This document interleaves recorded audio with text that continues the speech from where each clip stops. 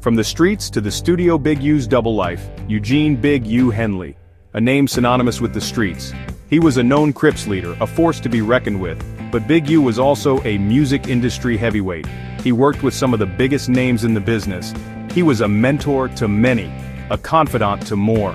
He walked a tightrope, balancing his past and his present. It was a delicate dance, one that would eventually come crashing down.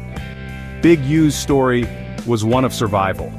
Growing up in South Central Los Angeles, he knew nothing else but gang life. The Rollin' 60s Crips became his family. Violence became his language.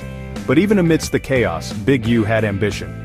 He saw music as a way out, a chance for redemption. He used his street credibility to forge a new path, becoming a respected figure in the music industry. He used his platform to advocate for peace, to steer young people away from the life he once lived. He founded Developing Options, a nonprofit organization dedicated to gang intervention. He was a walking contradiction, a former gang leader preaching peace.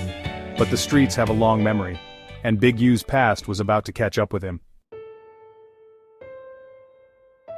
A web of allegations, murder, extortion, and fraud. The news hit like a bombshell. Eugene "Big U" Henley, the reformed gangster, the music mogul, was being accused of running a criminal empire.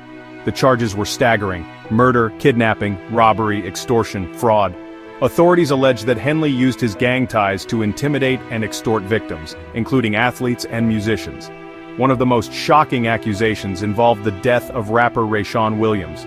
Williams had been found dead in Las Vegas, the victim of an apparent kidnapping and shooting. Authorities believed that Henley ordered the hit, allegedly over a diss track aimed at him. The music industry was stunned. Could the man who championed peace be capable of such violence? The accusations didn't stop there. Henley was also accused of running a sophisticated extortion scheme. He allegedly used his reputation and his connections to intimidate businesses and individuals into paying him for protection.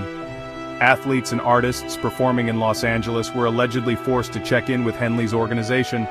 Failure to comply could result in threats, violence, or worse. The check-in system: protection or extortion. At the heart of the allegations against Big U was the so-called check-in system. It was a simple but effective way to exert control. If you were a celebrity or athlete coming to Los Angeles, you paid your respects to Big U. You made sure he knew you were in town. You acknowledged his authority. To some, it was a way of ensuring their safety in a city where gang violence was rampant.